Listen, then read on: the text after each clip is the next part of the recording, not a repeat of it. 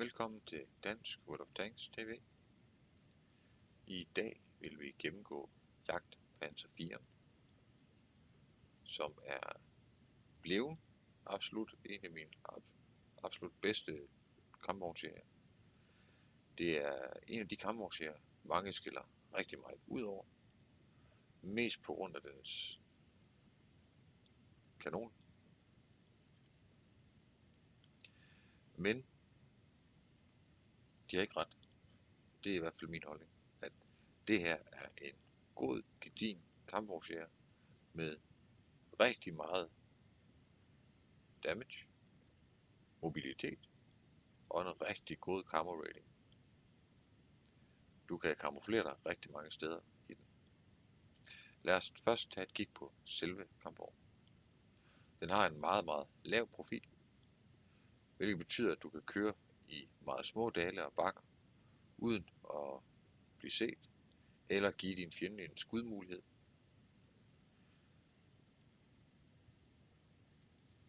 Ser du forfra, har den en dejlig vinkling på sit armor, som gør, at du faktisk kan bounce nogle shots, der rammer ind her.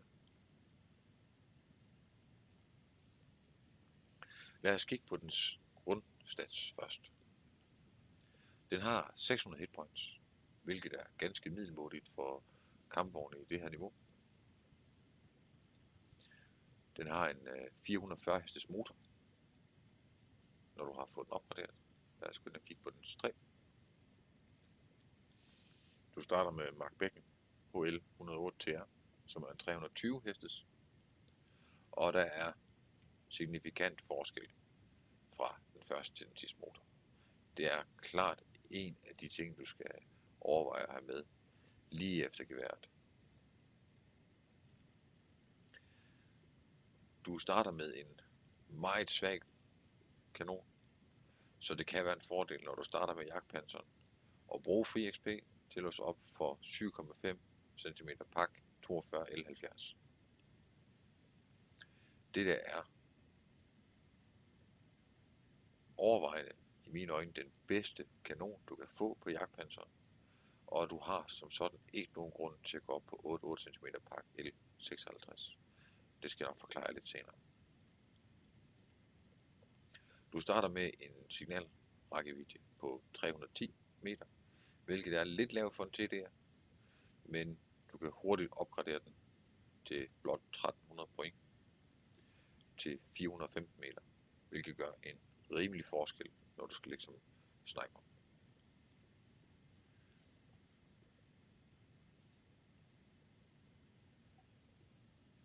Hvis vi kigger på dens hastighed, kommer du altså op på en topfart på 40 km/t med den opgraderede motor, hvilket gør det til en ganske udmærket mobil kampvogn.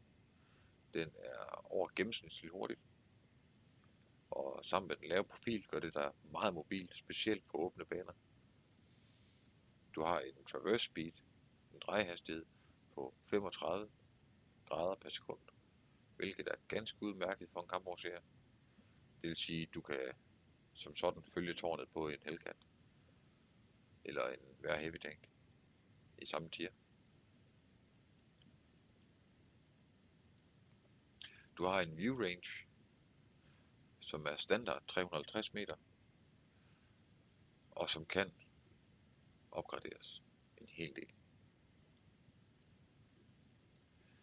Skal vi kigge på udstyr i forhold til at køre jagtpanseren, vil jeg klart anbefale camouflage, da at holde sig skjult er alfa og omega, når du kører den her kampvogn. Du kan ikke tåle at ligge og slås med andre kampvogne. Du skal have binocular telescope, kikkerter, for den ekstra view range, og da du holder stille meget af tiden, er det et udmærket valg. Husk at låse dine tracks, når du er i sniper mode. Og selvfølgelig improved ventilation, som giver 5% til din kampvogns stats hele vejen rundt, hvilket gør en lille forskel, men en stor forskel i det hele. Så den er nærmest på enhver kampvogn, vil jeg sige, man skal have sin ventilation med.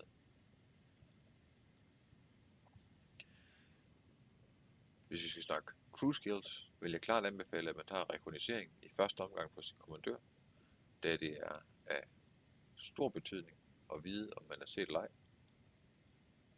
Ellers vil jeg foreslå ren camouflage, for at få din camouflageværdi så høj som overhovedet muligt. Hvis du kører den så langt, at du træner ud i en anden række af skills, vil jeg anbefale, at du får camouflage på kommandøren også. Og så kan du ellers vælge ned af rimeligvis, hvad du selv efter din spillestil mener er det rigtige. Jeg vil nok vælge noget, der kunne give dig større skudsikkerhed og hastighed på vådt terræn. Går vi ind og kigger på dens pansring, er den ganske udmærket pansret i forhold til at være en kampvognsserie. Du har 80 mm armor i fronten, som klart forstærkes af den meget fine vinkel, der faktisk gør, at hvis du bruger kampvognen rigtigt, vil give dig ricochere mere end en gang, selv mod større kampvogne. Hvis vi hiver Armor Inspector op,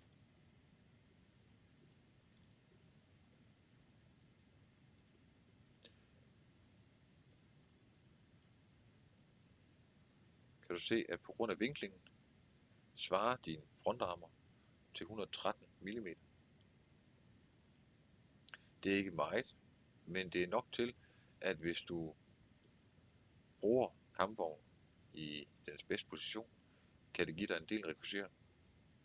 Og når jeg siger bedste position, så mener jeg, at du kæmper hen over bakker, hvor du ligger nede i en dal og kører over bakken. Din kanon har en ganske udmærket evaluation, som du kan se.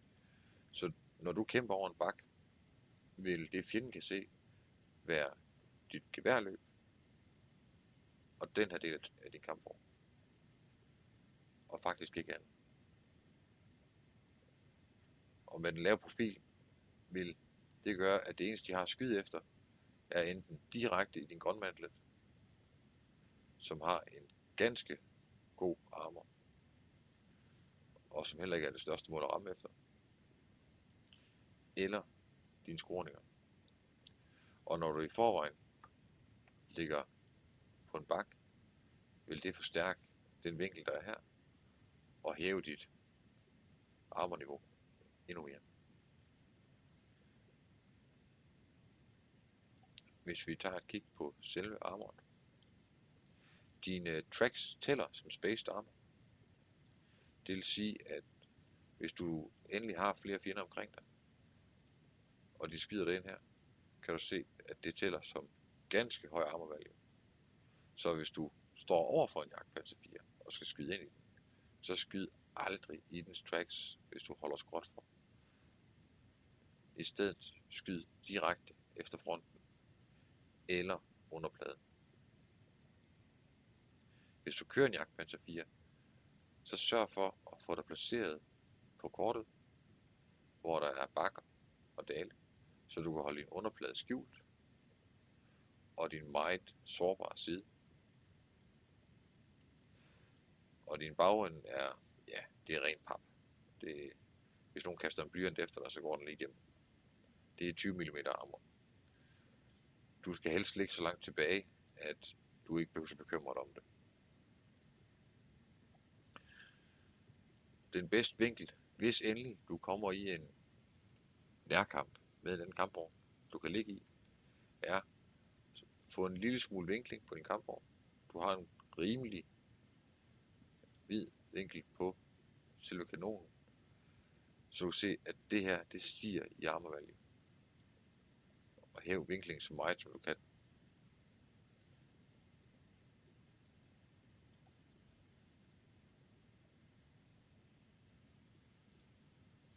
Hvis vi skal sammenligne Jagdpanzer 4 med sine andre konkurrenter i samme tier, kan vi starte med at kigge på Hellcat. Hellcatten er meget fladt bygget, både sider og front, og har kun en meget lille vinkling i forhold til jagtpanseren her foran. Til gengæld har den kun 76 arme, 31 i siden og 12 på sit hold. Så det vil sige, at bagenden på din Jagdpanzer 4 er faktisk tykkere end hele armoret på en Hellcat. Hastighedsmæssigt ligger Hellcatten noget kun højere. Til gengæld har den en lavere traverse speed, altså drejehastighed. Hvis vi går ind og kigger på Hellcattens Top Gun, som er 90 mm AT-gun, der har 160 mm i gennemtrængning og 240 damage. Lad os prøve at sammenligne den med din gun på jagtpanser. Det her er nemlig en af de ting, som de fleste brokker sig meget over ved Jagdpanzer 4, er netop dens gevær. Mange vælger fejlagtigt at bruge 88 cm pakken. Det her det er sådan forkert herfra, kan jeg se. Vi skulle have den fra Nashorn. Det er Nashorns gevær. Vi skal have fat i den her.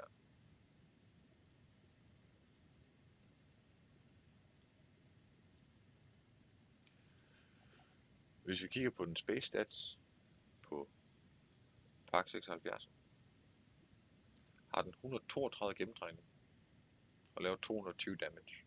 Det er en ganske fin damage per minute, hvis du trænger igennem. Den har en fire rate på 11 skud per minut.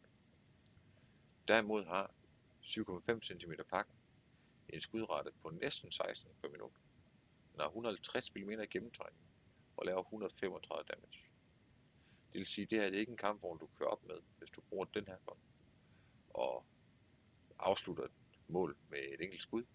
Men det er en kampvogn, hvor du kan pille andre tanks stille og roligt fra dit skjul og har hastigheden til at flytte dig, når det er nødvendigt. Jeg vil for alt i verden anbefale, at du ikke bruger 8-8 pakken. Du vil opleve, at du rekurserer og dinger selv på mediums og light tanks, medmindre du rammer dem helt korrekt. Hvis vi sammenligner 7,5 cm pakken med 90 mm på Hellcatten, vil du se, at du faktisk har en højere damage per minute på 7,5 pakken. Hellcattens største gun, den kan få, har 160 mm i gennemtrængning, hvilket er 10 mere. Det har en betydning, men i forhold til, at det er tier 6, er det ikke den største problemstilling, du står i. Den har en damage på 240 mod 135 på 7,5, men du vil have affyret 2 skud på 7,5 på den samme tid, som Hellcatten ville kunne have affyret 1, hvilket giver dig en højere damage. Det vil være 270 damage, du faktisk laver på samme tid, som Hellcatten kan lave 240. Plus du har mulighed for at ramme 2 gange. Du har en mere præcis kanon. En spredningsrate på 0,33 over 100 meter mod 0,35 over 100 meter på Hellcatten. De har samme sigtehastighed. Hvorfor at jeg sværger til at sige, at Jagdpanserens kanon er et rigtig godt våben. Det er ikke en, der går ind og laver den store alpha damage og piller tanks fra hinanden. Men ligger du dårligt i din kampvogn, bruger bakker, holder dig bag de andre, kan du ligge stille og roligt og pille kampvogn efter kampvogn med den her skudrate og den her damage og den gennemtrængning. Skal vi sammenligne den med Nashorns, har du en skudrate på 9,5 sekund. Undskyld. 9,5 skud per minut. Så det er stadigvæk næsten halvt så meget som Jagdpanzer 4. Du laver 240 damage, så det er nogenlunde, hvis man går ind og regner det efter samme damage, du laver per minut i de her 2 kampvogne. Til gengæld har Nashorn en langt højere profil og et langt tyndere armor, samtidig med, at den ikke har den store vinkling på sit skrog, hvis I kan se det. Hvilket betyder, at dine muligheder i Nashorn for at gemme dig og rent faktisk rikochere skud er meget lille. Jeg har spillet en del kampe i Jagdpanseren, og jeg havde den i starten, men jeg er kommet til virkelig elske den.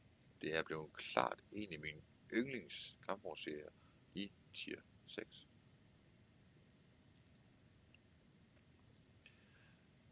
Man skal køre den forsigtigt, man skal holde sig i baggrunden, men når det gælder, og når du skal frem på banen, giver den meget lav profil dig god mulighed for at komme frem, både uden at blive set og uden at blive ramt. Du har en god hastighed, og du har en god drejerate. Jeg kan kun varmt anbefale folk at spille i deres Jagdpanzer 4 og bruge dem som sniper. Jeg håber, at det her review i garagen har hjulpet jer til måske at se Jagdpanzer 4 i et anderledes lys end det, som der oftest er beskrevet i de forskellige forums, hvor folk er meget gale på den, specielt på grund af dens gevær, hvilket jeg mener er klart en fejl. Den har et ganske udmærket gevær, den skal bare bruges anderledes end så mange andre TD'er. God fornøjelse.